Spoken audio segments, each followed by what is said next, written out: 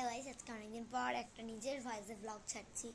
আমি জানি এই ব্লগটা হয়তো অনেক কেউ দেখবে আবার দেখবে না, কারণ এখানে আমার বকবকটাই জাস্ট শুনবে তোমরা।